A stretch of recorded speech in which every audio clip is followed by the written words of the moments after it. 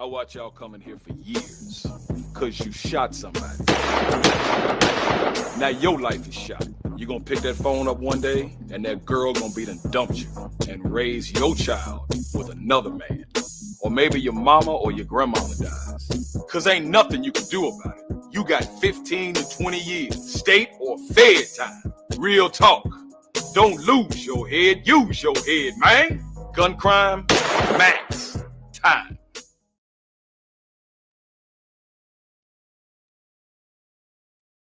It's not about challenging times or new normals. It's about staying true to what matters most. And we're more committed than ever to your health. Your safety has always been our top priority. Times may have changed, but they haven't changed who we are. We're here for you every single day.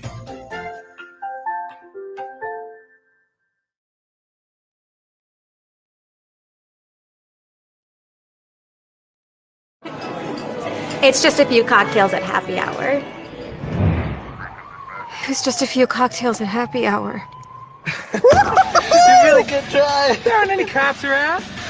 I didn't think there were any cops around. I drink and drive all the time. Sir, you've been in a serious crash. I need you to hang on, okay?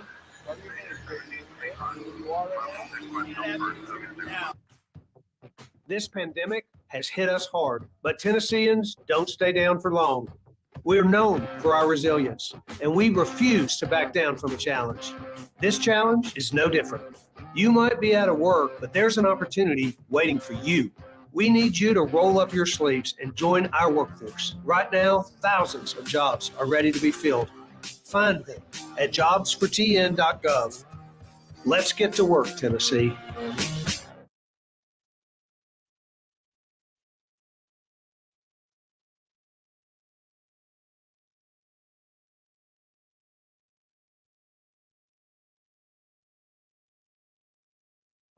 We Tennesseans all have a choice to make in our fight against COVID-19. I choose to enjoy live music.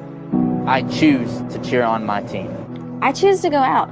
I choose to stay healthy. I choose to celebrate with my family. The choice is simple. Choose to live your life and choose to live responsibly. Face it, masks fight COVID-19.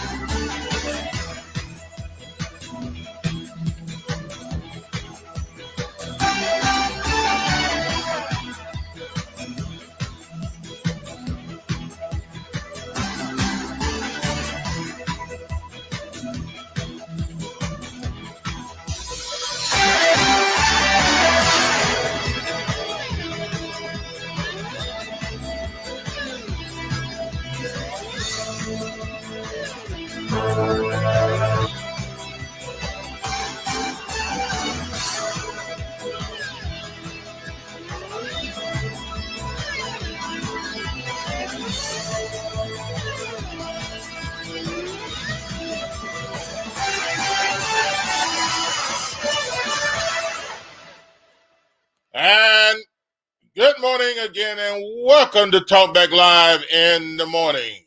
It is now 11:59. Well, 12 o'clock now. 12 noon. 12 o'clock in the midday hour, and a very pleasant good afternoon to you on a Wednesday. Yes, a lovely, wonderful Wednesday, and starting your day off at 79 degrees under a mostly cloudy sky. A beautiful day to start your day, and it's supposed to reach a high 80 degrees, chance of showers and thunderstorms later on again in the day today. Get more volume, please. And hey, I tell you what, we have a great show lined up for you today. Hot topics of discussion, news that you can use, local, national, international. And the number to call is 901-213-6020. Again, the number to call is 901-213-6020. And I tell you what, we've got a great show topic to talk about today.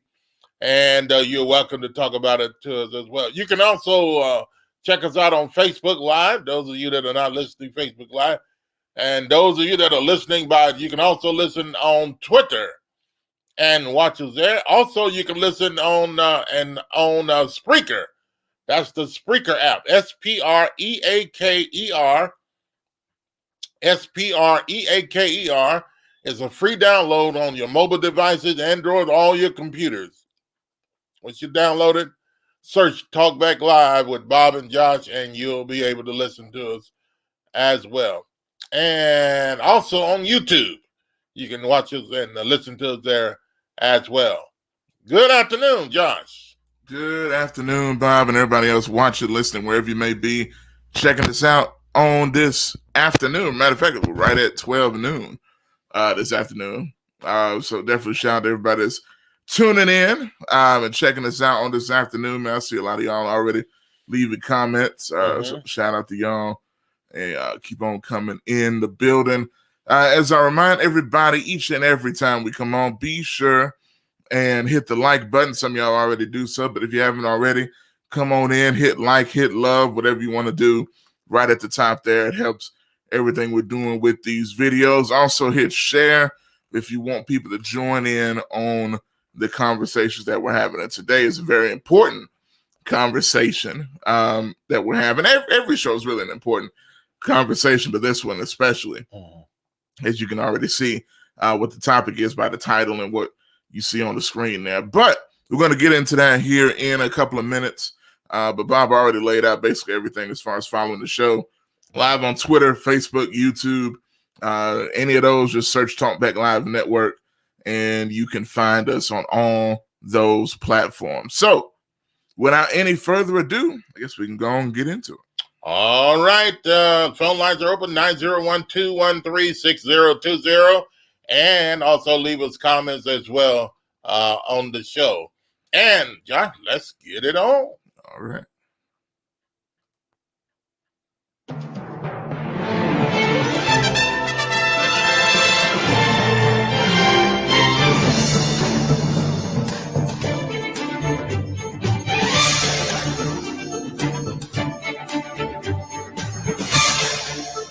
And in the headlines today, we've got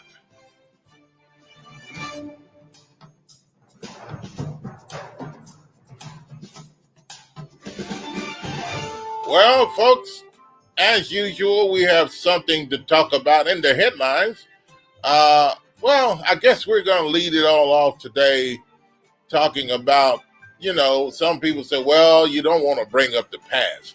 The past, leave the past in the past. Well, sometimes the past is good to bring up to remind people what happened and what happened right and what happened unjustly.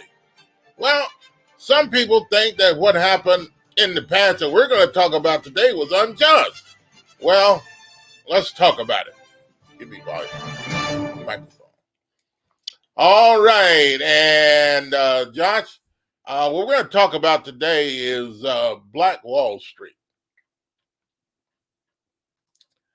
1921, over 100 years ago, this took place. An evil thing that happened to hundreds of people as people tried to make their own lives, live their own lives, provide for themselves, and to do the thing that they're supposed to do in this United States of America, which we call land of the free and home of the brave. Well, was it really the land of the free? Did everybody have the right to do what they wanted to do in this country? Well, in 1921, one of the things that happened answered our question. People of all colors did not have the right to do what they wanted to do, especially black people. Mm-hmm. And we're talking about Black Wall Street, the situation that went on, and we're going to be reminded of that today and look back at that, and you give us your opinion. What do you think about Black Wall Street? What do you think that went on that was so evil? What do you think about the people of Black Wall Street and how they were successful? And then what do you think about this white mob of people? Who sent them? That's what I want to know. Who sent them to Black Wall Street to destroy successful black people and black businesses and what they had going on? Did the president have something to do with this? Was it a sneaky old Congress and Senate or whoever that was behind all of this? Did those people know what was going down? Did all of those white people in power knew that this was about to happen to Wall Street and they said nothing about it? Could they have sent somebody to do something about it? It is a quiet situation that stayed quiet for a long time. And they wanted to keep it in the past, want to keep it quiet. Hush, hush, hush. We don't want to talk about it anymore. Black Wall Street. Black people successful. Well, does it give us some type of hint what people don't want black people to do and accomplish today? Or was that just in 1921 when black people were doing their thing, minding their own business, and people were slaughtered, unmerciful. Women were killed. People were praying and killed, calling up on the name of the Lord. People didn't have no mercy, no fear of God to slaughter innocent people like this. Children had to see their parents, their loved ones, slaughtered by people coming in and destroying everything that they had. Schools were destroyed. Businesses were destroyed. Children's lives turned upside down. Who knew about this that's not talking today? Who knew about this that they're not telling us about? Was this something that was set up by this country? Was this something that was set up by the White House or the president? Oh, the president, this country would not have done something like that. That was something a white mob decided to do. No, I don't think that was done by them, even though it was racist and it was low down to the lowest degree. I think there was a higher force behind Black Wall Street.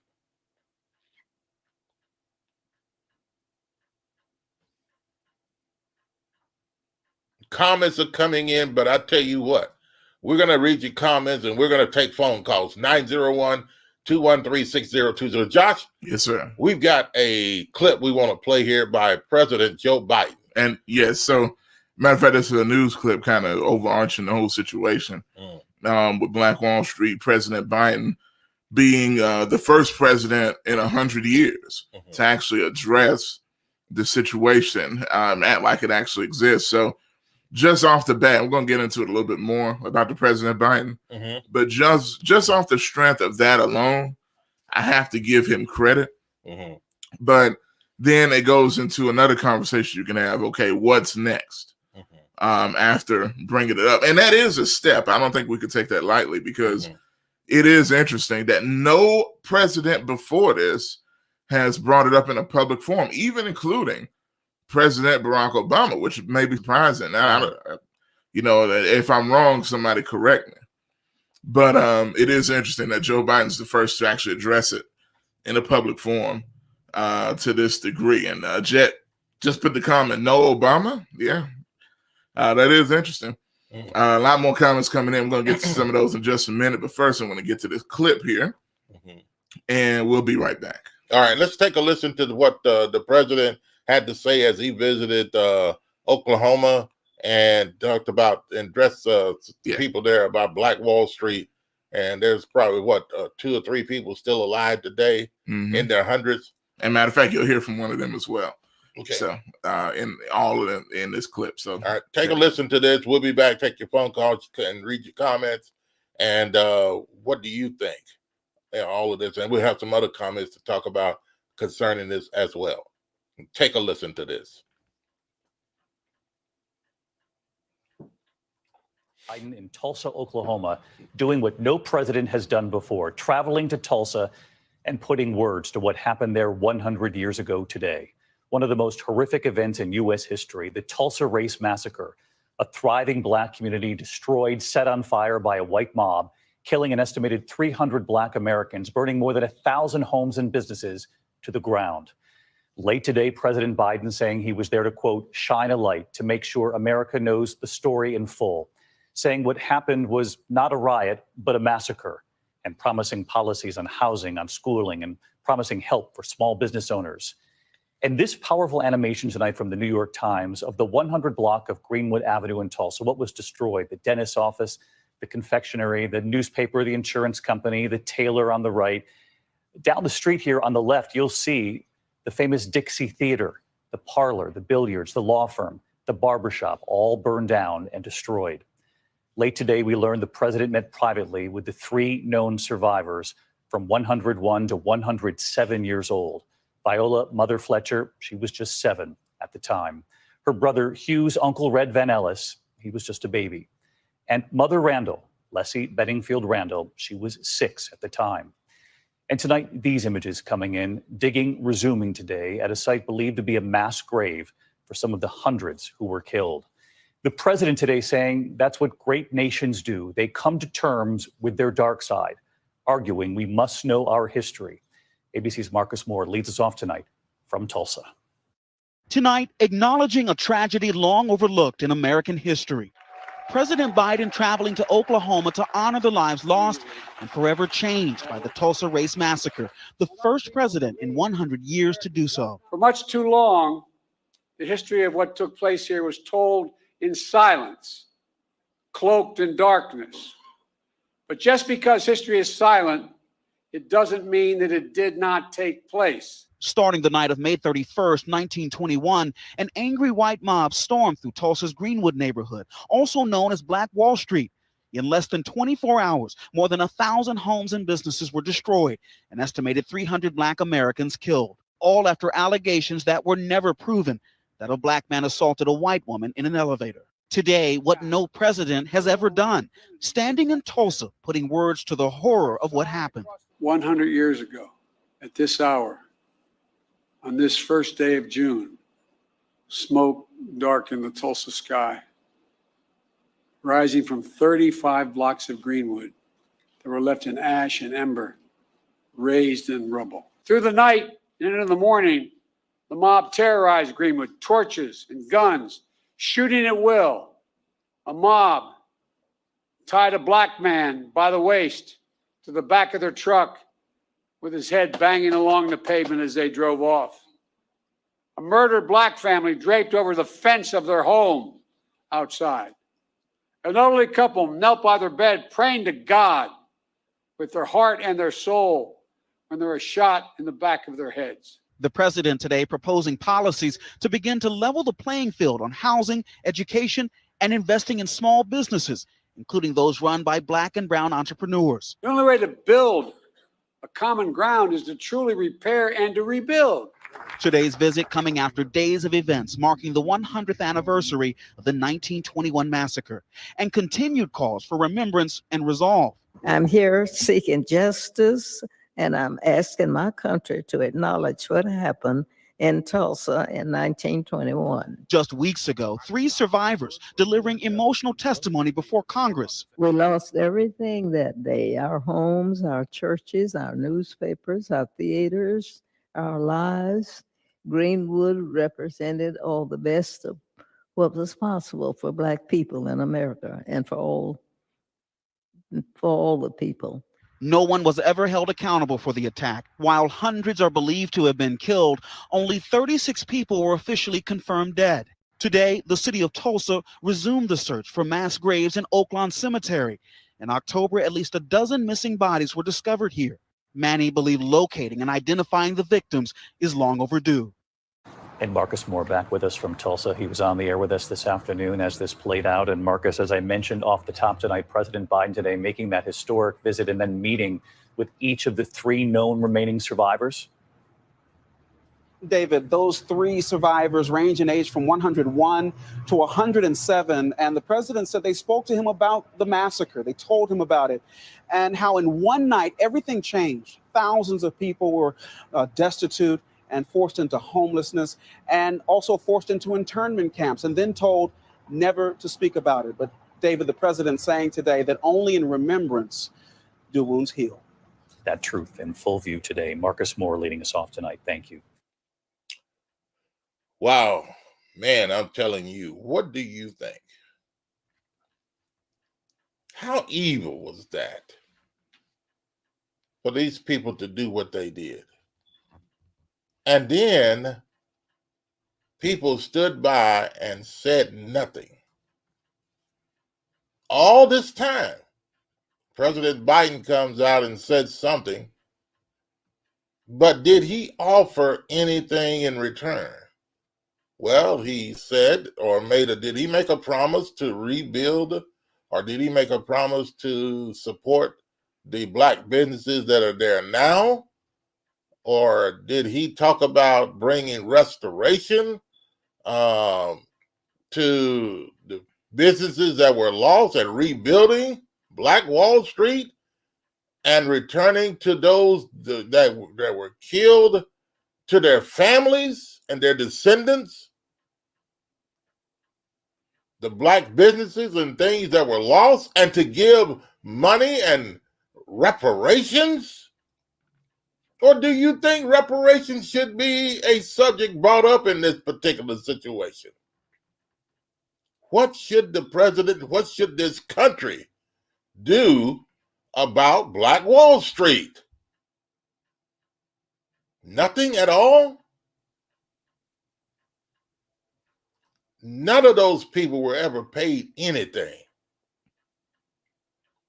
What should they do? Did President Biden offer reparations? Hey, can you see the comment there? No. So what was that? You all had the screen up. Yeah. So somebody says, so what now? Yeah. Well, okay. I had a long one up there for a while. Okay. Okay, but I'll read it. I got it here. Okay. GKP says only during his campaign for president did Biden speak on reparations. Nothing since. California is moving forward in their push for reparations, though. And GKP says, I'm sure Jet is happy about that, LOL. But it is interesting. That was something that you were going to bring up. Yeah, it is. Let's go to the phone lines. Carl, welcome to the show. Good morning, good afternoon on a Wednesday. Yes, it is, Bob and Josh. I want to, first of all, thank you for taking this call from me. Yes, sir. Bob and Josh, thank you for this topic. Thank you for setting the record straight about what took place in Tulsa. Thank you for getting the information out correctly to your audience. Thank you for not trying to spin and lie, because Joe Biden was the first president to visit Tulsa to discuss this matter. Mm-hmm. But do you know, Bob, there are people out there saying that Joe Biden is taking a victory lap because of this, because they say if it wasn't for COVID-19 and Black Lives Matter, that prevented Donald John Trump from visiting Tulsa last year because he was going to address the matter. And they also are saying that Republicans were working under the radar to rebuild Tulsa based on that unfortunate situation that took place in 1921. Oh, really? Oh, yes. Yeah. So they call that. So you're saying Donald Trump was going to visit when he was in office, but the Black Lives Matter and other people prevented him from coming to Black Wall Street. Yes, and the virus too. Okay. Oh, yeah, he had plenty of excuses. It's amazing. So therefore, he would have been the first president to visit Tulsa. And they saying that Biden is taking advantage of a situation that Trump already laid the foundation for. Oh, so you don't think? Bob, so you're saying Biden is not really true or real? He really is not visiting because he really wants to do it. Is in his heart. He's taking advantage of what Donald Trump didn't do. I'm saying Biden did it because he did the right thing. And I'm saying there are people out there trying to diminish Biden's trip by saying Trump would have done it because folks out there trying to make fools of black people in the United States of America. You know what? See, Bob, you got... Yeah, go ahead, Carl. Yes, go ahead. No, go ahead. Go ahead, Carl. Because that's what they try to do. They are trying to act like 1921, June 1st, didn't happen. That's what they're trying to do. People are trying to convince you when bad things happen in the United States of America, if we don't talk about it, it never happened. Especially when it happened to us, Bob, or when it happened to our country. That's why we, as black people, are so slow to understand what's happening before our eyes. We're having dictators try to take over the local government to make sure they put whoever they want in the White House 2 years and 4 years from now. All these crazy laws, all these people being asked to run for the school board and talking about this critical race theory should not be taught in classroom. I got news for you. It's already being taught in the classroom. Every school's supposed to talk about their state history. So Oklahoma been talking about it too. All this is a ruse to try to make fools out of us thinking, oh, this ain't important. Yes, it is. You know, so let's... yes, go ahead. I'll put it this way. It's the main thing to me, and even aside from all the political foolery, you know, I mean, whenever I hear stuff like that, you know, people are always going to try to say, well, we really doing it first. Us Republicans, we really been the boots on the ground trying to do this, trying to do that. Ain't nobody trying to do nothing on either side. And if anybody says they were, they're lying, because it's been 100 doggone years. And you've only had one president even speak publicly about it. Which, again, I will give him credit for, because for whatever reason, nobody else had the guts to do so. And that's including President Obama, which is very interesting. That's right. And it makes you wonder why, you know, when all these other issues going on, people want to speak out about this and speak out about that. But once again, black issues get pushed to the back of the line or not even in line. Now, mind you, President Obama had 2 presidential terms, didn't he? Yeah, to speak out about. Right. Well, I mean, speak out about, but he didn't. Well, President Obama, President Bush, President Clinton, President Bush again. Yeah, Reagan. Yes, go Nixon, go Reagan. Yeah. So I mean, you could go back real far because this happened in 1921. Yeah. So you can name a ton of presidents. All of them should be held accountable to a degree, because all of them, you know, they knew it happened. Oh yeah, they knew what happened at Black Wall Street. But they shoved it under the rug because they didn't want to address it. They didn't want that controversy. You know, it's not as serious as a Pearl Harbor or any of these other terrible things that happened according to them. You know, because this just happened to black people, so we can push that under the rug because stuff always happens to black people. Yeah, and it show you. And it shows you how people do not appreciate black people. 2 or 3 weeks ago, I believe President Biden signed a bill or something saying it was unlawful to attack Asian American people. The Chinese. Yeah. But yeah, and you got Republicans voting for that. But when it comes to us, oh no, we don't think that need to be done. We don't think voting rights have been violated. We think people are trying to do the right thing. See, what's happening right now, we have governors trying to be dictators. Even our governor, that sorry, low down, gutless Bill Lee, saying that people can wear their own guns now. That's dictatorship. See, what they fail to realize, black people know how to shoot guns too. Yeah. Oh yeah. They think they think, oh, look at all these people got guns on their hips. We scared. No, we don't stay in the house. Man, please. Let somebody come to my house with a gun. I'll blow them away legally. And we're not giving a second thought. But let me get back. All these voting laws and trying to talk about what took place, what didn't take place, these are being controlled by governors who want to be dictators. The governor of Florida, the governor of Texas, the governor of Arizona. These are wannabe dictators. And remember, a dictator do not have to be the head of a state. If he controls a certain section of the country, they can control who be at the head of the state. But that's what's happening, people. Okay. Now, before I go, Bob and Josh, there's rumor that Julio Jones might become a Tennessee Titan. Who? Julio Jones. Oh man, go away with Julio Jones. Get out of here. We're talking about Black Wall Street. Get your tail out of here. See, this is what. This is what. No. This is the mess that goes on, and why black people are overlooked and looked down upon and not respected today. See, they're not really sincere about black people. Not really concerned about black people. I mean, no. Get out of here with that. Have a good day. 901-213-6020. Not the time or the place for that right now. Julio Jones.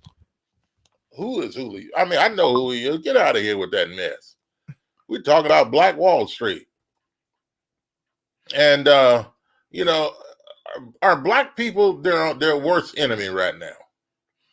Well, you know what? Okay. I mean, you had this happen, and then white people turned around and somebody said, hey, it could have been the United States Air Force involved because there were bombs that were dropped on Black Wall Street. Yeah, and put that up on this Andre Becton.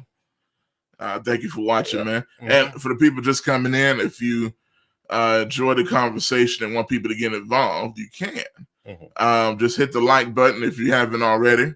And if you want to share it, you can do that as well to spread the conversation around. But I've heard that rumor as well, Andre, about bombs dropped on Tulsa. If it was, the U.S. isn't going to admit it.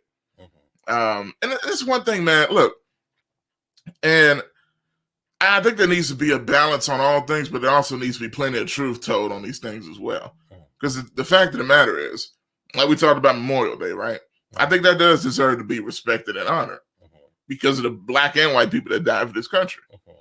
But at the same time, as we're doing right now, you cannot ignore this and issues like this that have happened in this country's history consistently, and that this country has covered up for years and years and still continue to do so until now. And if they had the opportunity to do it again, they would. Or do you think they would?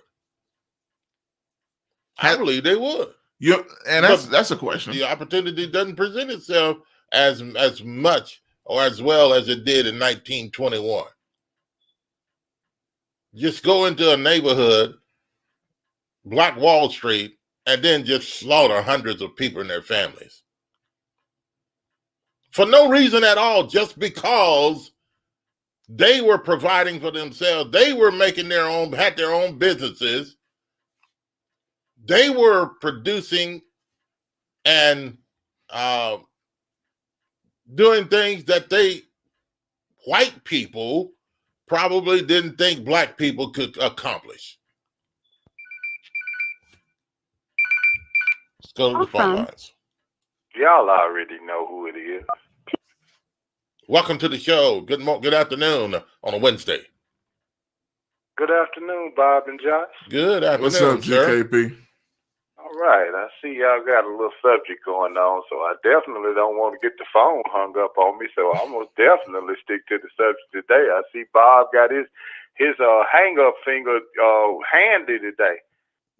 Okay? Yes, sir. Finger on the trigger. Absolutely. Ain't no doubt. Now, if y'all question is, let me get the question right, because I want to go ahead and answer, and then you said the question is, should the survivors and their families in the Tulsa, Oklahoma Black Wall Street massacre receive reparations? Mm-hmm. Yeah. Well, definitely, if it's proven the things that were done, then I got three people that definitely deserve the reparations. And those three people are Viola Fletcher, Hughes Van Ellis, and Leslie Benningfield Randall. Right.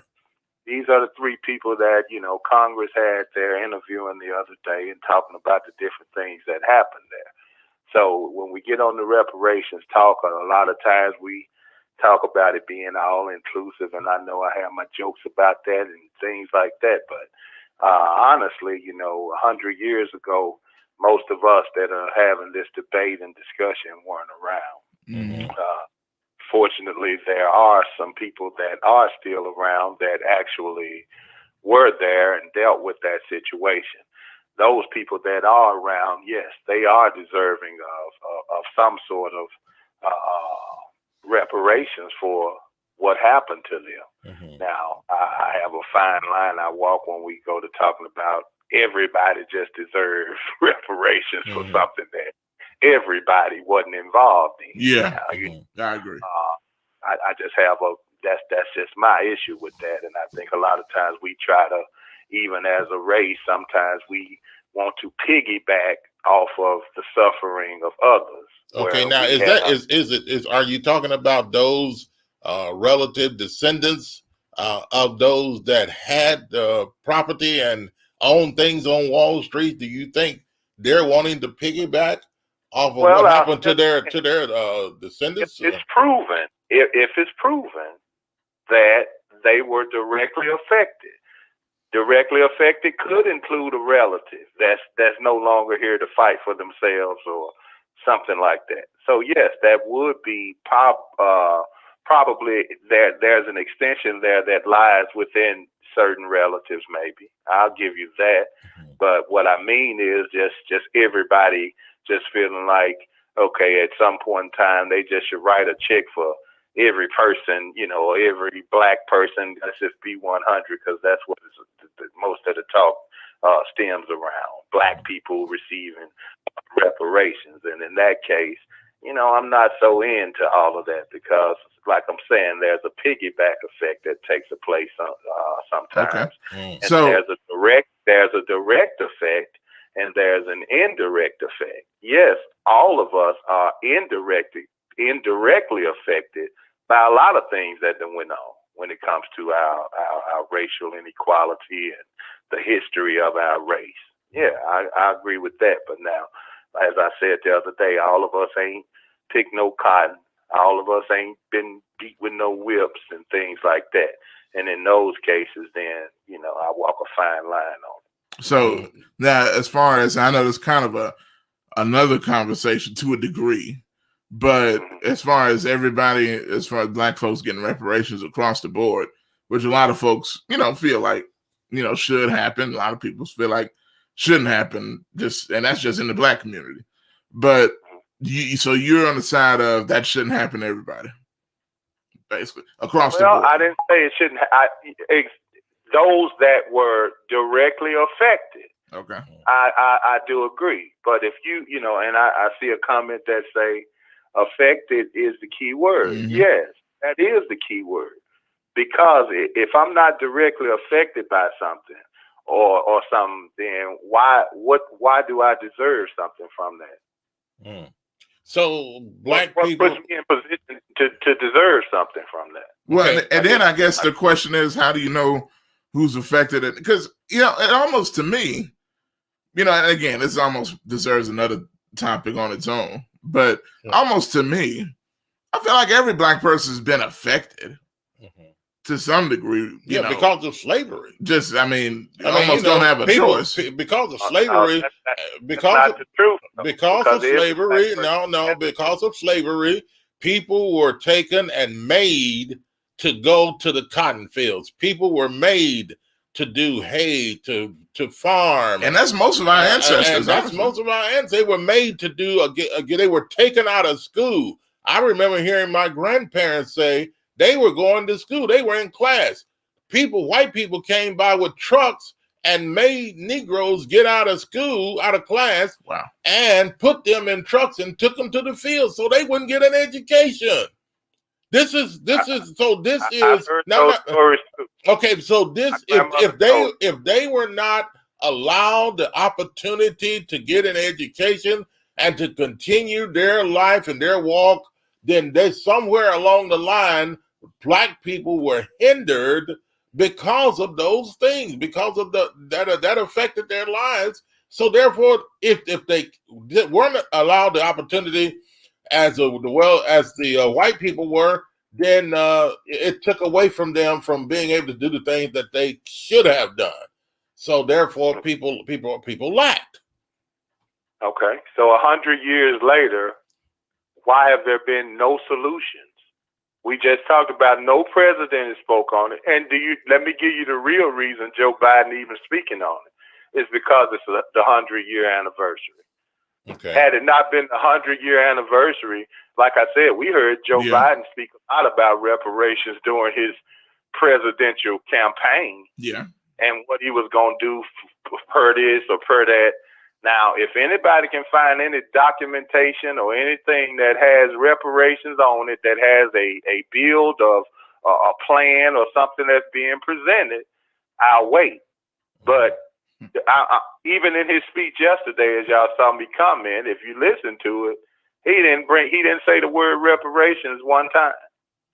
Mm-hmm. Yeah, so my thing is, let's go back. So you don't think what he was talking about, restoring and rebuilding and that type of thing? That's fine, but why not say it? If I'm talking about it, then I just talked about direct and indirect. Yeah. I don't need to be indirect about something that I need to be direct about. If I care about reparations for people, I'm going to get up and I'm going to speak on reparations for people. Mm-hmm. I'm not going to give you no subliminal. Mm-hmm. So this is what we're dealing with, and this is what the last 100 years has been. Okay. That's why there have been no solutions, because all there has been is a bunch of political propaganda, a bunch of promises, a bunch of finna-dos, and stuff like that. And ain't nothing happened. So now I'm saying, where is the real solutions going to come from? If you don't get it politically or from the lawmakers and the legislators, where is it going to come from? So Joe Biden just speaking on what we want to hear, and it was the 100-year anniversary, so he knew he had to say something or else it would not have looked good for him as president.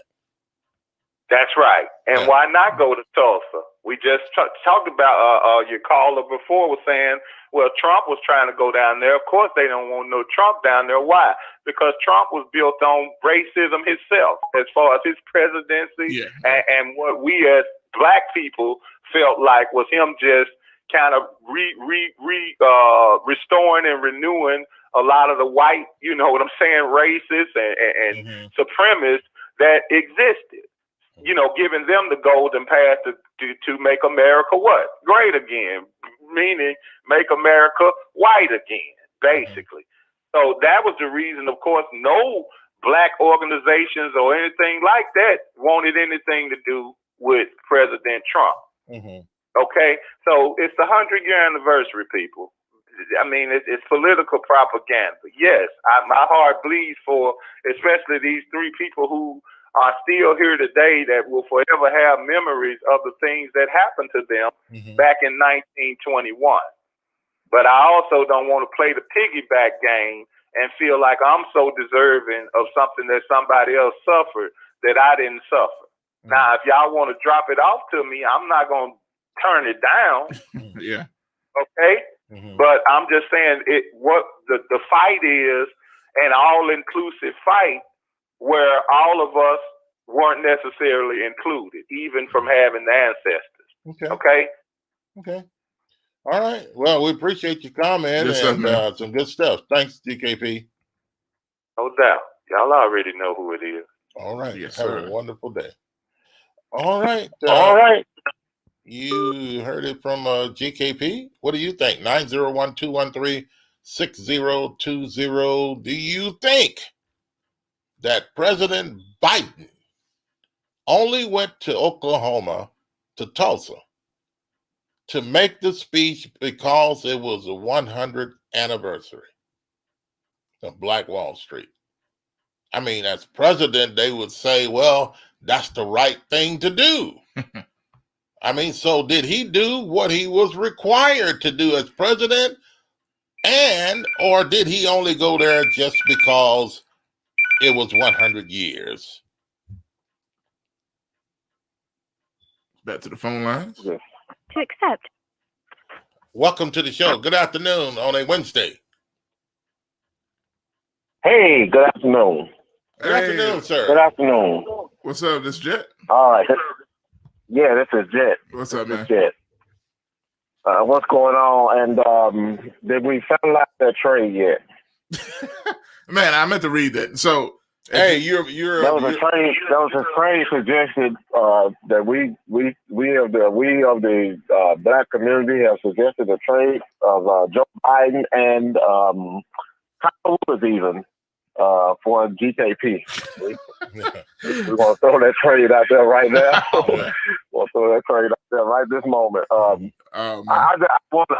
want to and I'm going to address GKP because he said the comment last on the phone, but really it's not him. It's a thought pattern or thinking pattern that we have amongst black people. Okay. And one of them is the very reason reparations is not a thing, probably won't be a thing for another 50 or so years. It's because right now there's probably only about 20% of Black Americans, probably less than 20% of Black Americans who are really actively seeking reparations for past and current injustices. And so when you have the question of it ain't gonna happen, he ain't speaking to it, he ain't bringing it up, he ain't bringing it up, it's because the voices that they're hearing are GKP's voices, right? And the voices like mine are considered the peripheral, the far left, the people who are asking too much for something. If you're asking too much, that means you believe that it ain't warranted or justified, right? So why would Joe Biden bring up reparations or even try to work on a real reparation plan when you have, in lack of a better term, you have gatekeepers saying it's not worthy, black gatekeepers saying it's not justified, right? So if the majority of black people don't want it or don't say they deserve it or have earned it, then why would you do a thing like that? You just would. You see how easy he spent almost $1 trillion on COVID. Yeah. Because white people were suffering from this thing too. So as soon as they began to suffer, they didn't even begin to suffer. As soon as the them began to suffer, they shared almost $1 trillion, right? So let me ask you this to that point. So, and I know the Asian hate bill comes up a lot in these conversations too. Do you think that's a lot of the reason why that was acted upon so quickly, because they had a concerted effort within that community to get it done? And that's the thing that GKP is not looking at, causal reaction to things. The Asian hate bill got taken care of on the backs of black suffering. That's why it got taken care of so fast. That's the reason why gay rights bills get taken care of. We talked about extensively the reason Black Lives Matter is what it is, right? Yeah. Black Lives Matter is a call for homosexuality, rainbow coalitions, and everything in the world. You have to get to the second page of their website to see the suffering and unjustified killings of black men, right? The unjustified killings of black men comes around about the second page on their website. So Black Lives Matter And the reason Black Lives Matter gets to be Black Lives Matter is solely, not any other reason, is solely at the hands and the death of black men. That's why it's what it is. But then they shove that to the side and get all this money donated for all these other causes, right? Yeah. And that's the reason the Asian hate bill happened. On the backs of George Floyd, Ahmaud Arbery, Breonna Taylor, all of this black suffering, as soon as something happens to the Asian community, because wasn't no Asian saying all lives matter, and wasn't no Asian saying we don't need no bill for ourselves, right? Mm-hmm. It happened. It happened, and then it got taken care of. We're the ones that push back against our benefits and then call the ones that's pushing forward crazy forward, right? Now, to connect Tulsa, Oklahoma to everything here, see, we tend to look at Tulsa, Oklahoma in a vacuum, as if these people came up out of the mud in Tulsa, Oklahoma. They didn't.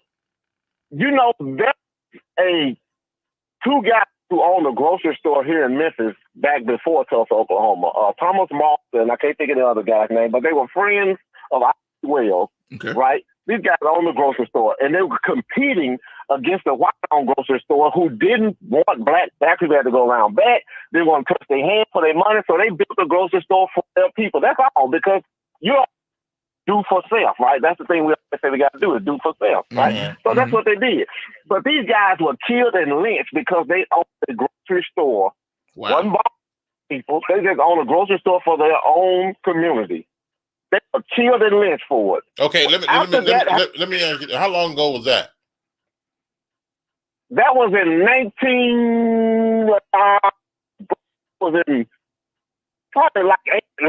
1890s or somewhere like that. 1890s. Okay. But one of the things that happened after the Civil War, and what happened after that incident. You're cutting in and out. You're cutting in and out there. Am I? Okay, can you hear me now? Yeah. Yes. Am I okay? Mm-hmm. Yeah. There you go. Okay, let me stop moving. After that happened, Ida B. Wells, who was a freedom fighter, who was the Harriet Tubman of her era, right? Mm-hmm. She left Memphis and started. I write a liberation column out of Chicago, which was heavily circulated here in the South and in Memphis and Mississippi, encouraging people in Memphis to get the hell out of Memphis because wasn't no good gonna come from here.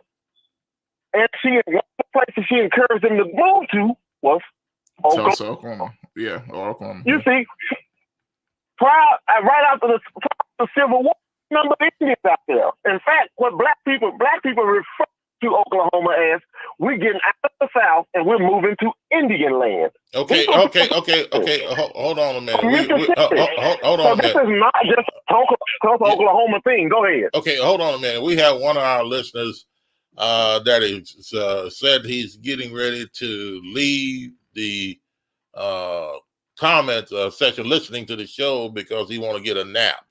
That's Leon. Leon, he's one of our white listeners.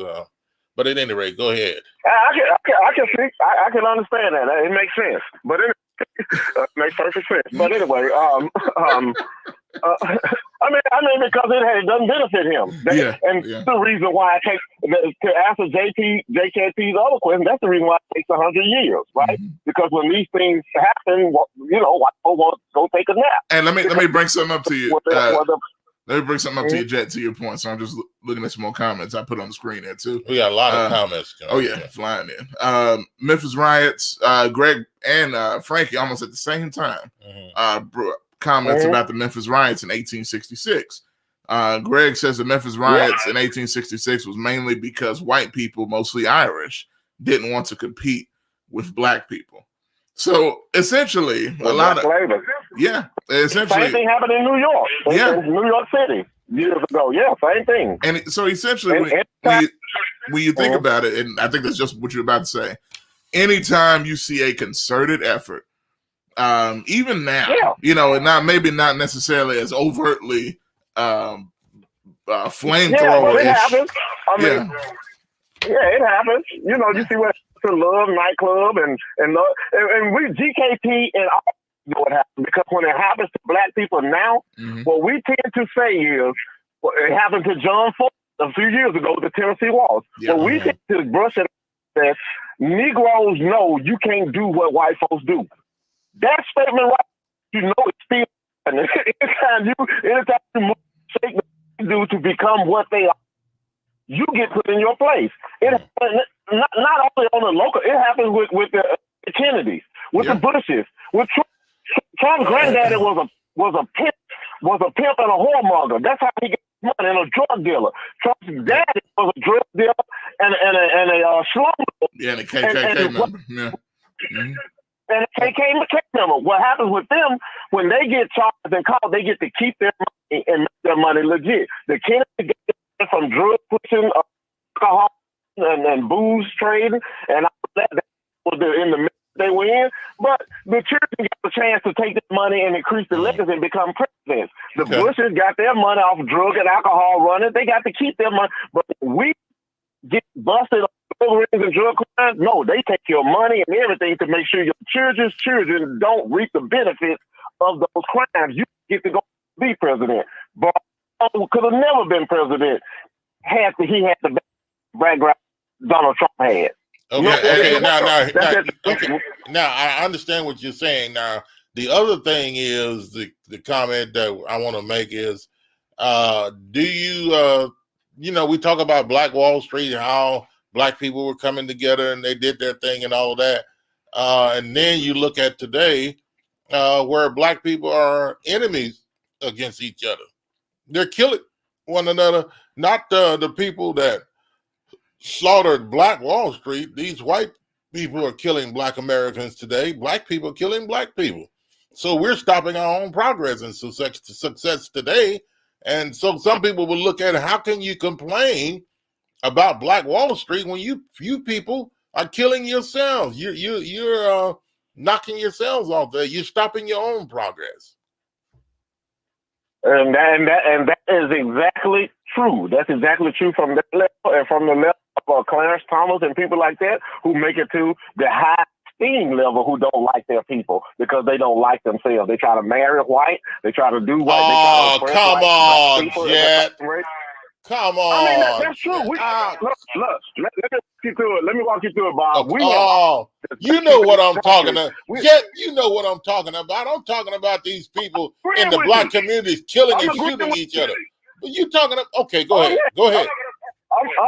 I'm agreeing with you, but they got less sense than people like that too, right? They got less sense than those people doing it intentionally. But let me say this: we in this country, we have always, since day one in this country, did things to ourselves and to other innocent people, trying to prove to America that we can be just as American as them. We've killed Indians, we've killed Japanese, we killed all of these Vietnamese, all these things that had nothing to do with us. We've helped America treat other people like they've been treating us, all in the name of proving to America that we are American, we belong. And that's what we do. And yes, most of us hate Negroes too. We hate each other, we hate ourselves, because that's what you need to do to be American, because that's as American as apple pie. That's what we do. We imitate Americans. But to connect all those things for people like EKP, because the reason why reparations is not a thing is because too many of us don't believe it's a thing, right? The people from Oklahoma, like he said, he doesn't even know the effects of it. Well, if you sit down and listen and learn instead of just when you don't know, instead of just saying what you, making real commitments off of just what you think, right? Mm-hmm. Then connections, right? Because like I connected the Kennedys and all that, white people get to leave their legacies and money and things like that and donate it to their children. We never had that. To the 1920s, there was no middle class in America, right? What was created in the late 1920s? That area of Wall Street was called the Bloody Red Summer. Yeah. It was called the Red Summer. Between 1916 and 1922, there was so much tragedy. We talk about Tulsa, Oklahoma, but there was countless number of tragedies that happened through there. Rosewood was in there. I think cities in Kansas was in there. Greensboro, North Carolina, New York, Chicago. It happened. Whenever black people were doing a black thing without no outside help or benefit outside people. It got torched and burned and everything because you had a place. Education, like Bob said, wasn't important. One of the only things that a white person could be legally charged for doing to a black person during slavery, number one, give you a chance to think of it. Number one, guess what it was? A white person can get away with killing a black person, you get away with raping a black person, you get away with throwing a black child in the river and feeding him to alligator. You can get away with all of that without impunity. Only one thing you can be charged directly for doing to a black person, and that's teaching a Negro how to read. We are the condition of black people, the way they treat other black people is purpose. It's on purpose. It was meant to be that way. It's how the system is built. That's the reasons for reparations. And Tulsa, Oklahoma, GKP is only one example of a litany of things. Now, when middle class in this country was created in the 1920s, one of the things that was a direct ignition of that middle class growth was the FAH, the Federal Housing Authority. Because prior to then, when you bought a house in America, you had to pay over half as a down payment. Houses one but about $10,000. You had to pay $5,000 down. $5,000 was a lot of money in the 1920s. Well, guess what? The FHA came in and told banks, and I'm gonna be real quick because I know things unrelated, but it is, and that's why we don't treat it like it's related. It is. But what the FHA did, the government, FHA ain't the people. It's the government. Came in and told the banks, I tell you what, I would guarantee these loans. I would charge people about 3% to put in. That went from $5,000 down to about $150 down. All you got to do is get about 3% in, and we would guarantee if these loans default or foreclosed, we got your back. We are covered. The banks have filled that. They started lending out loans for houses to everybody, making a killing, right? The banks were making a killing. And guess what happened? You got $10,000 in the 1920s. Guess what happened in about 30 or 1940? That house was worth. Okay, hold on a minute. Hold on a minute. Call from. Y'all already know who it is. Okay. What creator? Jet. Hang. Go ahead. Hang on. We got. I sent the caller voicemail. Goodbye. Okay. Well, we lost him. We had GKP trying to we had him on the line. He hung up on us. But anyway, bring him on. He said, "Well, listen, no. You need to slow down some now. We can't get in here. You need GKP. He said he don't talk.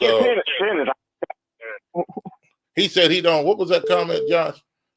He don't talk about what he thinks unless asked. He said GKP talks about what he knows. Yeah. Anyway, so that's his comment there. All right, let's see. Call Hang on. from.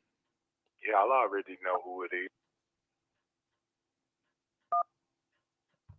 Okay.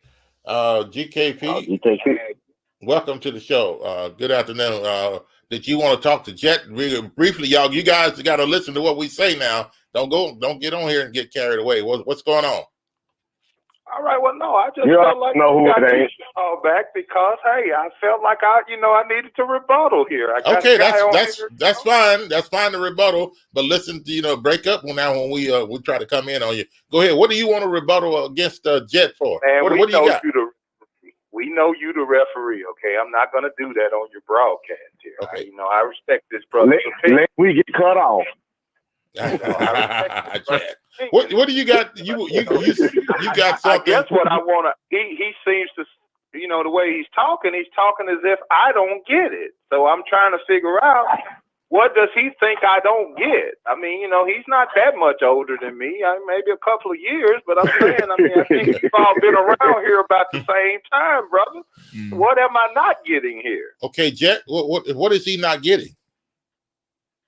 Well, he said, I am talking to him as if I think he doesn't get it. Well, based on his comments, it seems like he doesn't get it because he believes the only three people he saw on the CNN would deserve reparations from the Tulsa, Oklahoma massacre. Or maybe their children. We talked about the proving if they do have relatives and things. I spoke on that, Jet. I told you my opinion on that. Only people that I said I never said no one was deserving of reparations. I said not everyone in my opinion, is deserving of them. Per the lives we've lived. Have you ever picked cotton? Never. I'm asking you, have you ever been whipped? Did they ever beat you with whips and chains? No, never. So let me just sum it up. For the most part of your life, given the fact, like I spoke on, what's understood sometimes to me doesn't have to be explained. We all know where we all come from. We all know the challenges each and every day that are presented to us as African Americans, especially African American men. We all know the struggles and the strains. But I guess what I'm saying is, what gives us the all-inclusive right? Or why would I feel like that if I really never have been directly affected by that? That was just my question. Now, I ain't saying it ain't. You ready for me to answer that? Go ahead. Are you ready for me to answer that? Because in your question, you actually answered it. You said we all know the struggles, especially black men. Where did those struggles come from? And we're still under those. That's how. But that gives us the right to feel privileged or to feel like we're deserving because of what somebody else did that we really never have experienced or been through. Yes, we're dealing with the aftermath of a lot of those things. I give you that. There you go with your answer again. The aftermath of those things. It got to be made. Look, I tell you what, you said what makes us think we are, you use the word privilege. I don't want to use that word, but that was your word. What makes you think we're privileged or we're exclusive to those things? Because this one thing, I tell you what makes it and who said so. The American Constitution. All people, et cetera, thus so on and so forth. We've never received that benefit. It's time to make it right. And you don't make it right by just saying, okay. We the people, right? Exactly. So let's just use a hypothetical here, Jet. Hypothetically, It does not say we the black people, we the white people, we the Chinese people, we the Asian people. So now, what would stop another ethnic group from feeling like they deserve the reparations too for what they ancestors did? All they got to do is list. All they got to do is list the grievances, list them out, and make sense. And if it did happen, then they have a claim. But that ain't my fight, right? We're talking about Tulsa, Oklahoma, me, George Floyd, Amar. We're talking about these things, right? We're talking about. Let me say this to you. Jet, I think you got some echo in the background there. Do you have the volume turned up in the background too loud on something there? It sounds like I can hear it in the background too loud. He want to hear GKP loud and clear for whatever reason. He probably tried to adjust his Jet Mobile for a minute so he can make sure he gets that. That's what I did. Okay. Now, I'm not still echoing. Hey, now you go ahead. Hey, now real quick, let me jump in for a second. Yeah. I'm looking here just to read a couple things. Yeah. Andre Becton brings up everybody got reparation except us. And Robert Lee. Hold on a second. I just want to know this, and he can keep reading because when he said everybody, what most people don't realize is, including everybody, was white slave owners. They got paid reparations too for their loss of property. Look it up if you think I'm lying. For the property that they lost, which were black bodies, white people got paid reparations for each slave that they lost. Yes, they did. Go ahead. Yep, and Robert Bring Lee on the reparations on GP. Robert Lee says, now we must understand in the United States Constitution, we are not considered citizens. We're considered property. The Constitution has not been changed. And until that is changed by the United Nations Charter on reparations to a country or its people, they must first be considered citizens of that land. Why isn't Joe Biden addressing this? That's right. And respect to Robert. That's a good statement there. Great. I mean, that's a good statement. It's just a case for reparations because we are people. That's just a case for reparations. That's why I didn't bother with the statement. It's true. Yes, sir. Bring on the reparations. It's very true. That's part of the problem. That's part of the problem. But it has a right to the pursuit of happiness. And when I was talking about the FHA, one thing I didn't get the chance to finish was what was created by the FHA. Black people have FHA loans. When you created the middle class, black people were locked out. And it's just the FHA. There were a whole litany of programs out there trying to create an American middle class that black people couldn't partake in. And then when the middle class got big, why do you think? Look at the numbers. This is me saying, go look it up because I know you will if you want to prove me wrong. Go look it up. A white person with a high school diploma makes as much money or more than a black person with a bachelor's degree in this country. That's a fact.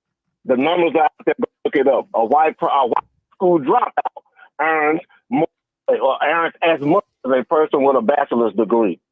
A white high school dropout. Those are real numbers. What do you think that comes from? That's the case for reparations right now.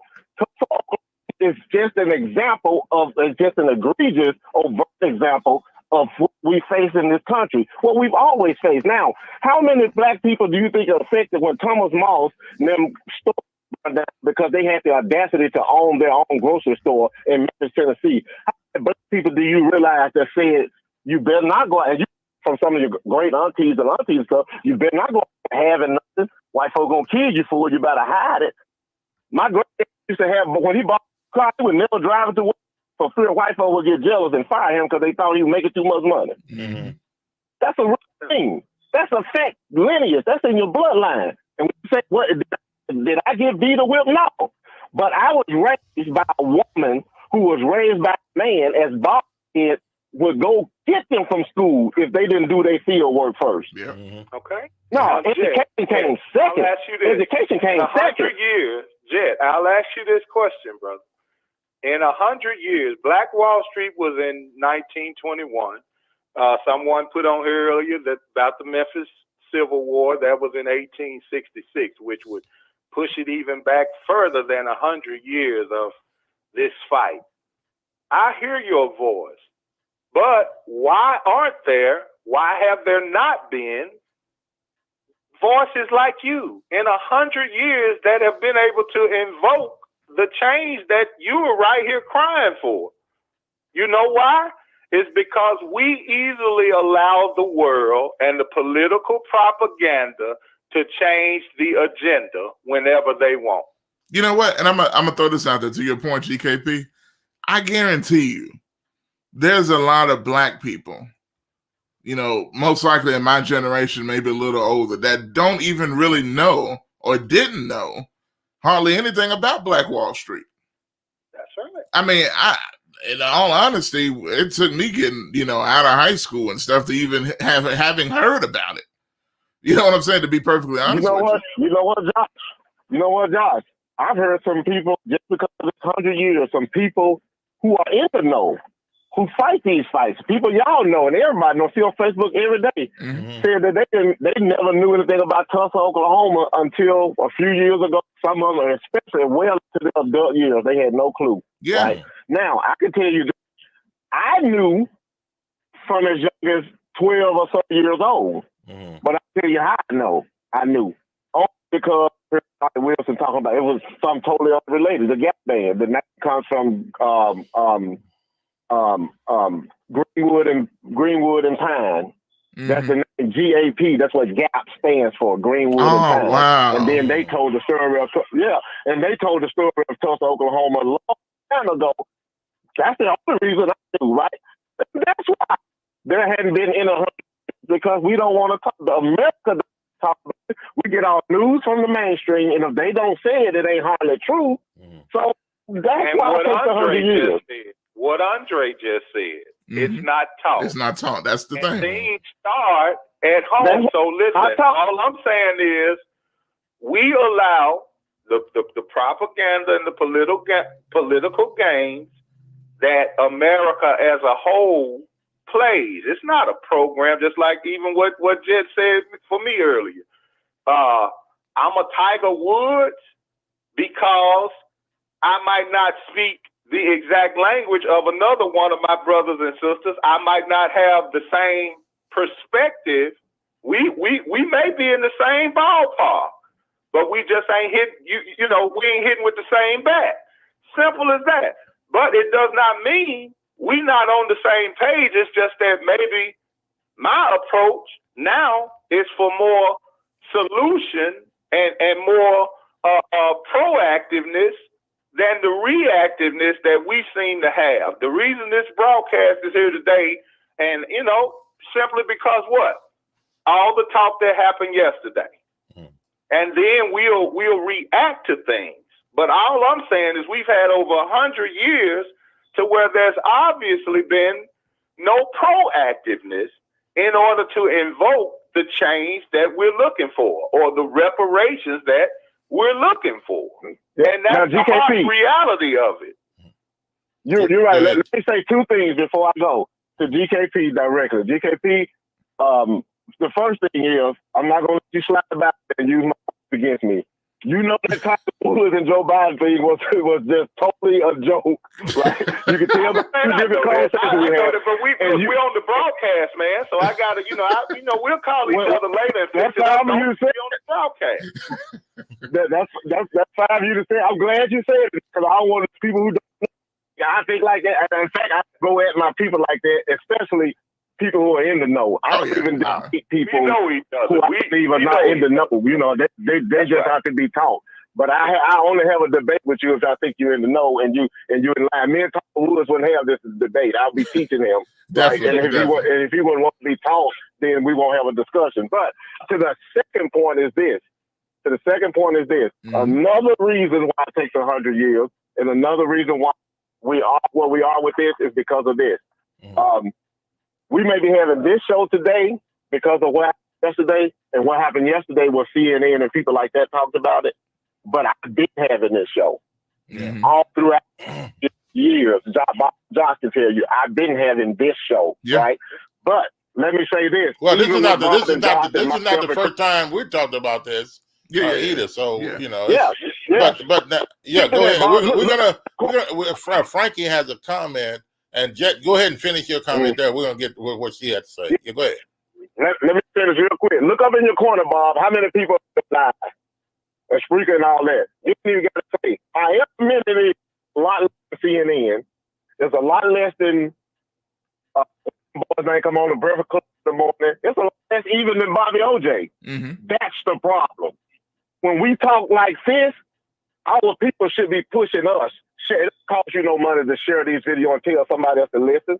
And when they talk to you, see, that's what I've always done. When I'm listening to Bob and Josh, and you pop in my Facebook Messenger talking about things, I will send you or tag you in the thread. I'm doing this right now. This is where you need to be. Right? Let's talk here. Let's share this, right? But we don't get the traction with this amongst our people. And even our people who think like us don't share enough, don't talk about it enough. That's why we were CNN it, and our CNN is I think money off black blood and black bodies. And I'm gonna throw this out there, because they ain't pushing for racists. I throw this out there to your point because that's a great point. I mean, and you know the conversations we've had throughout the years. You know, as long as we've been doing the show, even with yourself, with other people, you know, on the major platforms we've been on, then our own platform that we got right now. You know, and we've had a decent amount of interaction and people coming in and talking about it. But I do agree that it seems like the mess gets the attention. Like even with, you know, you got a pastor that's cussing and talking about women's body parts. That's gonna get more attention. It gets shared 1 million times. Yeah, 1 million times by a lot of preachers and community activists. But a show like this, they're gonna be like, man, that's a great conversation, and move on. But you know, let me speak to that, Josh. Let me speak to that, Josh, because prior to the pastor starting to cuss, prior to that, he was pretty big in Memphis. He was cool in Memphis, right? But when he was investigating police brutality and mischief, when he was investigating things like that, he was just okay in Memphis. Right?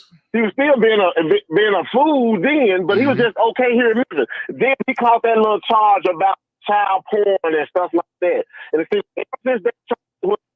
he wouldn't freedom fighting, dealing in You're breaking up a little bit more, Jay. and ever since then, and ever since he started dealing in the Jerry Springer type stuff, he's blown up nationwide, right?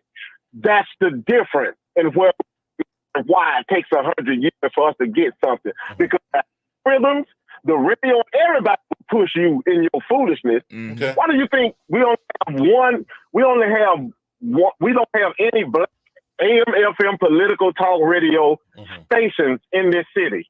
But we have a litany of white conservative talk radio in this city. Black radio puts music and sports or whatever, but they don't teach education on the radio for black people. Well, let me tell you something. Let me break in the world. Yeah, let me break in and say this. You know, when I was over at that other station that we were on, and when I was there, I specifically contacted black people and helped get them a show on that station. When they got on the station, wait a minute now, let me finish.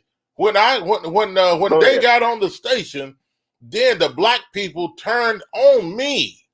The black people that I helped get shows on the station, they turned on me and went to the white man that owned the station and even called down to New Orleans on me and told them, you know, I was trying to be in charge and all that other kind of stuff, and said some things they should not have said. And then that ended up, the white man told me, take them off. They end up trying to call him against me. They end up getting cut off the air, end up being taken off the air because he didn't want to hear that stuff.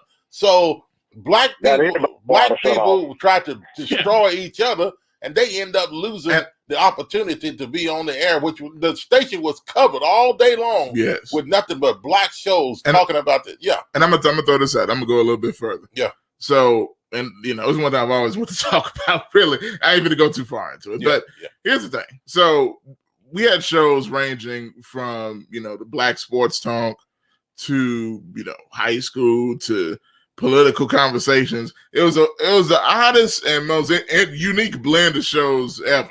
All day long, from morning to night. Real quick. I got you. And so, you know, from Pat, I remember it was one time. And ain't no black sports shows on nowhere in this region right now today. But go ahead. Yeah, there's two black hosts, but they both have a white co-host. You know, and that's a whole nother thing. But you know, I'm like this. You know, I remember the time we had Dr. Hutchinson, then immediately after him we had Andrew Clark Sr. So I mean, he had to cover from both spectrums at one time, and that was really interesting. But nonetheless, my point. I know you remember that, Jed. Yeah, I do. But nonetheless, what killed that movement was infighting, and it was a shame because they saw a black head, which was my dad, even myself working there, and it was this skepticism that's there and still there amongst black people. When you see a black person in power, you have to wonder why. Why do I have to go to him? Even when the fact that, you know, and I know people think I'm biased because it's my dad, but I know what I saw. It wasn't one of those things where we're constantly pestering you about this or that, or don't do this or don't do that. It's like, hey, just do your thing. You got a question, hit me up. Yeah. And that's it. But it's still, they even came to me like, why is your dad doing it? You know, what's this? What does it matter, man? You got a platform. You constantly running for city council in Memphis. And you always want to find out who the white guy is that didn't want you here no way, but we're the reason that you're here in the first place. You want to go to him. Right. And when you go to him, guess what? They go to us, and then you start all sorts of mess. Yeah. And then, you know, you kind of trying on the low to start a movement. And then what do you got there now? Yeah. Nothing. What do you got there now? You got one show, and you got you got one black show, and that's including Andre Guy, which I don't count. So one black show, and you know, because Andre Guy is a liar. He's a liar and a hypocrite. Oh, okay. But that's a whole nother thing, and I'm saying that for a reason. But all that being, go ahead. Josh, before I get off, let me say this real quick. I'll get out. Don't forget Francesca's comment. Let me say this. I want to put this out there too. There was a lot things, probably more than half of the things listening to the show over the years that I didn't agree with Bob. And Bob, y'all can comments when Bob talk about issues just yesterday. I forgot what the topic was the last show that I didn't agree with. But what I never do is allow people to call Bob a coon Tom or to say he don't know what he's talking about or whatever. I would never entertain that or listen to that. If it was people I like, I try to fix it, right? Mm-hmm. I would never entertain it because what I know is no matter what you thought of him, I know what I think of me. Yeah. And when Bob said, wow, but you just told me all of those things. I mean, now you want to come on here with your reverend. Now you want to get a reverend posing and you're praying all the time. You keep the Bible with you. Okay, go ahead, bro. Go ahead. But what Bob just said about how he put black shows on there, I know who I am and what I'm about. And Bob is responsible for me being on there. Mm-hmm. And so whatever you think about me, Leo Stone and all that, whatever you think about me, Bob brought me in there. Mm-hmm. And I can catch this. All right, that's good. You starting to sound like Carla now. Okay. Most of see, that's what we're talking about right there. Bob's problems, I would say probably half of Bob's problem leaving there was based on the deal he got me to be in there on. Yeah. It was a deal he shouldn't have been giving out. I can be honest with you about that, right? He got me in there and he hooked it up for me. Mm-hmm. And they wanted him gone. They didn't like him, but that gave them their legitimate reason for moving him on. Yeah. That's what it did. I can be honest with y'all about that. So whatever you think about Bob as black media, the thing we need, he's about that when you get finished and said and done. Now I get out of here and listen to GKP berate me, and I ain't gonna even call. Okay, Jet. Thanks for the call, man. We appreciate it. Thank you and your Jet Mobile service. Okay. Sit here about the last 10 minutes. See, that's why it's not true that the loudest mouth in the room is always right. Yeah. You see how I just sit here? I let you guys go on. I let him just go on and go on and go on. I mean, Jesus, then he's gonna try to show some love to Frankie, talking about y'all gotta read Frankie comments, man. Okay. Well, he was right. He was right. Okay. Jesus, can we read Frankie's comment? I'm gonna be respectful to her. Okay. I got it right. Now, one comment she made earlier. Okay, well, anyway, go ahead on, Josh. Yeah, she said, I heard, and I'm gonna read that one too. I think I know what you're talking about. There's so many here, and she make several, but this latest one I had on the screen. Mm-hmm. She says, I heard an elderly lady from Tulsa say that the incident was not discussed because their ancestors were afraid that the white people would get mad and do it again. Hey, think about that. Okay, so who fault was that then? Okay. That's pretty wild. Yeah. I mean, come on now. I mean, see, that's all I'm saying, you know? When you read statements like that, who's to blame now? That's what we're saying. No one in 100 years has really wanted to, you know what I'm saying, come out and really discuss the things that went on. If y'all listened at that conference with the Congress, it was saddening to see these ladies 107 years old and all the ages they've reached and to just get an opportunity to come in here and explain what happened to them 100 years later. Okay, now let me just say this, GKP. Frankie said also, she asked a question. I guess she's wanting to know something. She said, GKP, I am wondering I see it. What would make someone worthy of reparations and others not? Not arguing, but I really want to know. As I stated earlier, there's a direct effect and there's an indirect effect. Okay? The person that it happened to, yes, like I said, if there are relatives or family. Call from Michael. Okay, hold on, Michael. Go ahead, GKP. Go ahead, GKP. Oh, wait a minute. Happened. Okay, go ahead. The indirect people are people that, like I'm saying, the people that 100 years later, that probably wasn't even born or in existence around those times are having the debates about. Everybody that's having the debates about these things, you know, and when we get this all-inclusive mentality, okay, what are the grounds? That's all I'm saying. I'm not saying everybody might not be worthy. But I'm saying, what are the grounds that we're saying we're worthy on? We use a few events of the past sometimes to try to justify something for everybody. Okay. And in those cases, then if it is going to be for everybody, what would keep another race from feeling like they deserve it too? Okay. Because it was their ancestors that were the slave owners and things like that, and maybe they don't have a heart like that up to date. Okay, we have another caller. Let's bring him in. Michael, welcome to the show. Good afternoon on a Wednesday. Afternoon, gentlemen. How y'all doing today? Doing great. How are you? No complaint. Interesting topic you guys have, man. The person on the other end, his argument is kind of a non-starter. I mean, this country's had no problem giving reparations to other races. The concentration camps they had for Japanese Americans after World War II, the majority of which weren't even in the United States. Mm-hmm. They gave them, I think, $1.3 billion for that.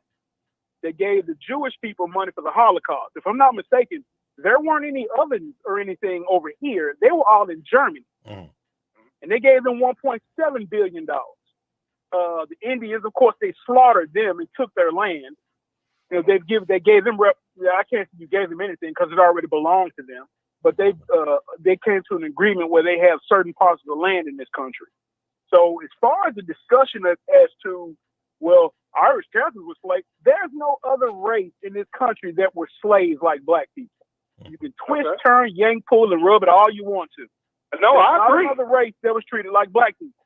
So if there's an argument, if the concern is, well, where do we start? I don't give a damn where you start. It's old. Okay. It's black people, period. Your ancestors were here.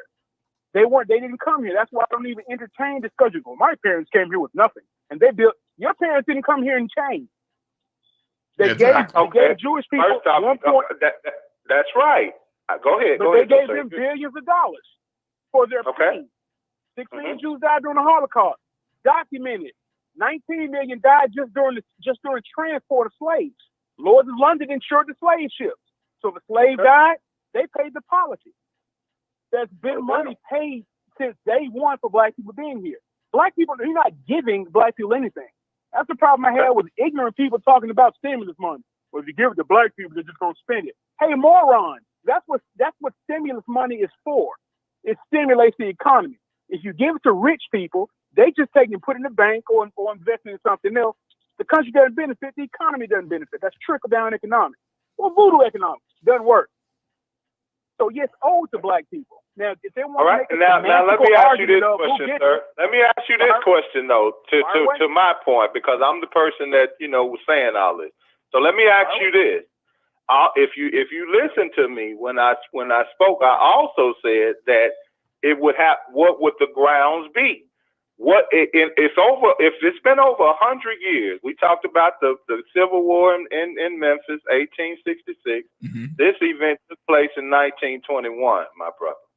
In 100 years, you think there haven't been other voices like yourself, like my man Jed, like the people that do believe in it?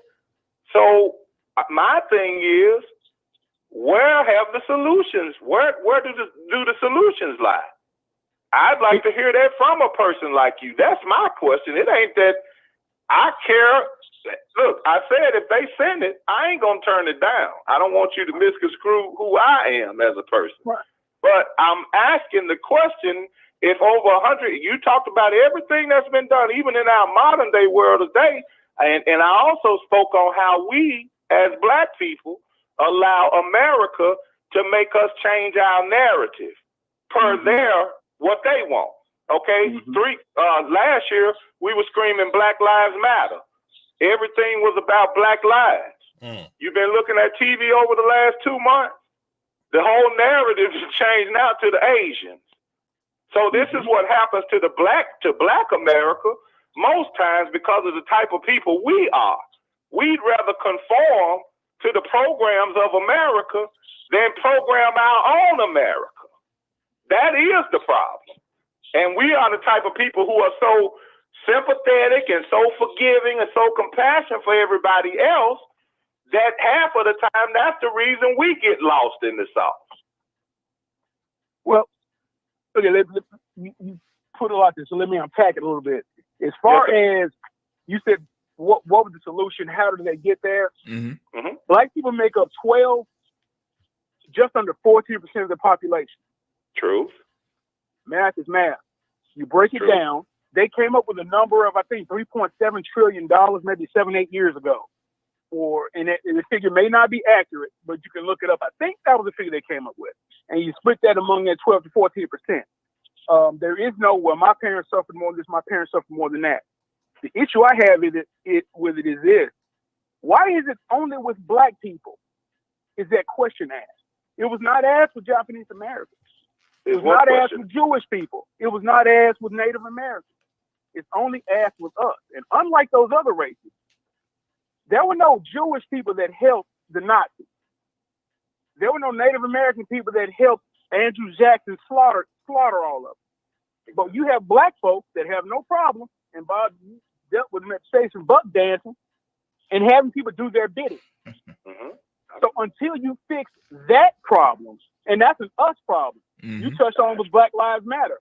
Black Lives Matter, the problem I've had with it is, you never really clarified your message. You let people control your narrative. The passion that these kids had last summer after George Floyd would defund the police, you never explained yourself. That statement alone sounded really stupid because you did not control your own narrative. So what happened? White folk got it, ran with it. They took it. And they took it. The same way woke is a new word for the N-word. Yeah. They use it right there in your face.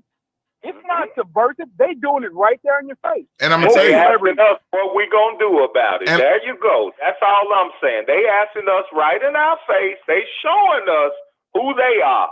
And the question they asking us is, what y'all gonna do about it? So what are we gonna do about it? And real quick, just to throw this out into your point, Michael. And that's Michael, by the way. Jet wants to know who this is. He's giving an amen call out for you, Michael. Sure. Angry black man here. Respect, that's what white folks call it. And matter of fact, when's the last time y'all saw Black Lives Matter Memphis do anything? I'm just kind of leave it at that. Well, I think last time Black Lives Matter Memphis was here. Who was that cop that shot the kid that was beating him up? Oh Lord, Darius Stewart. Darius Stewart. Black Lives Matter was here. That's a long time ago. Darius Stewart's aunt gave an interview that said, "Hey, he was a pedophile." Yeah. And Black Lives Matter ain't been back here since. Wow. That's the last time you saw Black Lives. Again, what is your message? And there's no argument for me that and what are you doing? We have a lot, right? That we have a lot to do in our own community. Yeah. I got no problem with none of that. The problem I have is the power structure that's in place always asks, well, what are you going to do? You didn't ask them that. Anytime somebody black gets murdered by a cop, well, what did he do? There is no, oh man, that's jacked up. It's like, well, what did you do? Well, maybe you shouldn't sit on your sofa and eat ice cream. You won't get blown away. You know, there's always the, I'm sure you played a part in it because, damn it, we've got good police and they don't do those types of things. These white people believe that. And you know what? They should. Because they say the system is broken. No, it's not. It works exactly how it was designed to. And to your point of how do we do it? First, nobody wants to vote. Nobody pays attention to the people we put in office, to the people put on school boards, city council, county commission. Because pay attention to Memphis, folks. They jump from the city council or school board to city council, county commission to state representatives. When you look at the state legislatures that are in place, black people have no power. And if you step back and look at it, we don't have a freaking chance here in the next 4 years because of how they play the long game. And we have no idea what's going on. They're playing the long game. Okay. So don't tell me you can't afford it. Bush had no problem with the tax cuts that he did over $8 trillion over the 8 years he was in office. Trump had no problem passing that tax break to, hey, morons. You remember that $50, $60 you were bragging on X you were getting 3-4 years ago? You ain't getting it now. Why? Because that tax cut has to be paid for by us, our taxes. You don't pay attention to anything. They give you a carrot, you dance, you smile, and you buck dance for them, and we end up where we at. That's it. Yeah. That's what they program us, and they cloud our minds with the things that we feel are like we talking about reparations. They make you feel like they giving you reparations by giving you stimulus money and things like that because we are so programmed to believe. Go ahead. You got Tim Scott telling you that this isn't a racist country. Oh, Tim Scott. Don't even get me started on Tim Scott, man. Come on. But Clarence Thomas sits on the Supreme Court and he said, quote unquote, racism is a figment of the unmotivated black man's imagination. Are you freaking kidding me? All right. Hey, guys. We're going to have to move on. And Michael, man, as always, man, we appreciate your call. Yes, sir, man. Despite you being a Cowboy fan, you said a lot of good things.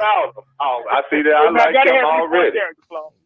That ain't no flaw. That ain't no flaw, my brother. That's a star. I love my Cowboys. I hate Jerry Jones. That's a whole other.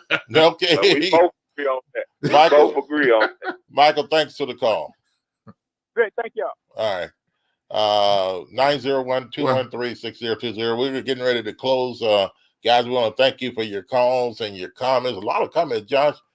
Man, there's so many comments. Oh, yeah. Y'all were killing it today. Oh, sorry we didn't get a chance to read all of them. Go ahead, Josh. I put most of them on the screen even when we weren't reading. Yeah, so hopefully y'all saw throughout the show there. But so many there. I know Jet was on. Matt, let me see Robert's here also. He says, still today, Jewish person in Israel receives $300 a month in reparations. Now, of course, that's because of the internment camps with Jewish people.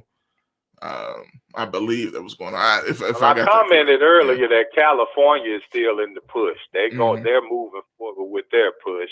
And all I'm saying is, where are the voices? I appreciate every voice we've heard today from Jet, but Michael and Andre and Robert and people like that. Carl, Stanley, and Stanley made a comment. Yes, I have picked cotton in the Mississippi Delta. So I mean, I even talking about that, I pick cotton. I chop cotton. I sharpen cotton hoes. Well, Bob, I think what's understood don't need to be explained. I think everybody here has understood that. You were back in those days, brother. Okay? No. It wasn't that long ago. But at any rate, we know you was one of the ones that leading the devotion. Freedom, oh freedom. Yeah. Freedom, oh freedom. One thing I will allow you to do is talk bad about me, but I will not allow you to sing. That's awful, okay? I'm just saying, you look like the one that led all the devotions. You know what I'm saying? Every break you got, you probably was over there. And before I be a slave. Oh, no. I'd be like, thank you, Bob. Yeah. Thank you, Bob. Well, I was a good singer in the choir back in the day. Oh, yeah. Yeah. I heard people would have heard a lot about me. Don't the choir. No solos. Go ahead, though. It wasn't the choir, from what I heard. Yeah, Greg, thanks for your comments today as well. And all you, I can go on and on and on. So many people commented on here. Andre, and you guys. Hey, thanks for joining us today. And Frankie made this statement, and I had made a statement earlier, and she makes this statement that I agree with what I had made here. She said, my grandparents on my dad's side were born into slavery. She said, my grandparents were sharecroppers, and my dad, who was that? Could not go to school. During planting and harvesting seasons. Right. During planting and harvesting season. So when they used to say, man, that when it was time to, even though black people were in school, when they needed cotton picked and whenever they needed beans picked or something done, they would go to the school and pick those black people out of school and say, hey, you Negroes got to come and harvest my field. Forget getting an education. That's not what you're here for. You're here to work for the white man. You're here to do and work and labor for us.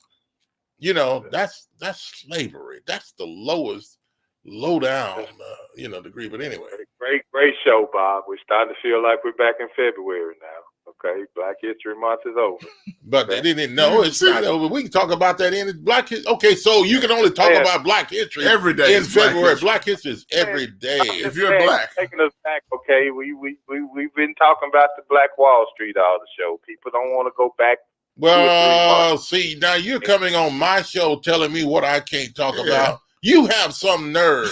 We're gonna wade in the water. I mean, if I want to talk about, that's a go. Wade in the water. See, he's about to get cut off. Okay. Wade in the water, children. 3, 2, 1. Okay. Anyway. Okay. All right. Hey, thanks for joining us, GKP. Really, we appreciate all the comments. Y'all already know who it is. Thank me for being on the show. And if you didn't like my opinions, then there'll be another show tomorrow for you not to like them. Yeah. All right? Y'all already know who it is. All right. Have a good day, my friend. Good day. All right. There he goes.